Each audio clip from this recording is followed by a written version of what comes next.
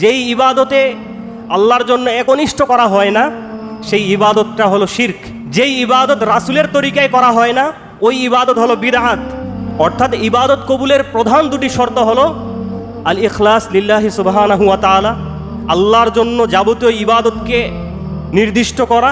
2 নম্বর শর্ত হলো এই প্রতিটি ইবাদত একজন ব্যক্তির অন্ধ অনুসরণে করতে হবে। তিনি কে?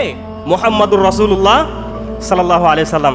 রাসূলের সুন্নাহ পাওয়ার পরেও যারা ডানের দিকে একবার যায়, বাম দিকে একবার যায়, ইমামের কৌলের দিকে একবার যায়, ওই সমস্ত লোকদেরকে আপনি দাওয়াত দিয়ে ওই গরুর গোশত, পোলট্রি মুরগির ভুনা, খাসির ভুনা এগুলো দিবেন, দেখবেন ওই হুজুরের হাতটাও ওই খাসি ভুনা, গরুর ভুনার দিকে যাবে, পোলট্রি মুরগির দিকে যাবে না।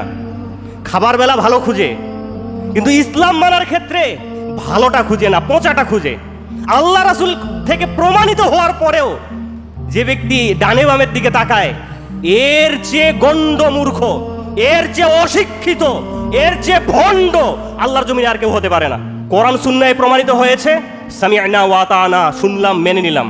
কোরআন সুন্নায় প্রমাণিত নেই, সেটাকে বর্জন করব। সেটা আমার বাবা করলেও ছাড়বো, আমার দাদা করলেও ছাড়বো, আমার পূর্বপুরুষ যদি করে, পুরো পৃথিবীর মানুষ সেই আমল করে, সেটা যদি আমার রাসূল না করে সেই আমল নর্দমায় ফেলে দেব। এই হচ্ছে আহলুস সুন্নাহ ওয়াল জামাতের আকীদা। কারণ আল্লাহ রাসূল বিদায় হতে বলে গেছেন তারাকতু ফিকুম আমরাইন লান তাদিল্লু মা তামাসসাকতুম বিহিমা। দুটি জিনিস রেখে যাচ্ছি, যতক্ষণ আঁকড়ে ধরবে পথভ্রষ্ট হবে না। একটা হচ্ছে আল্লাহর কিতাব আর একটা হচ্ছে রাসূলের সুন্নাহ।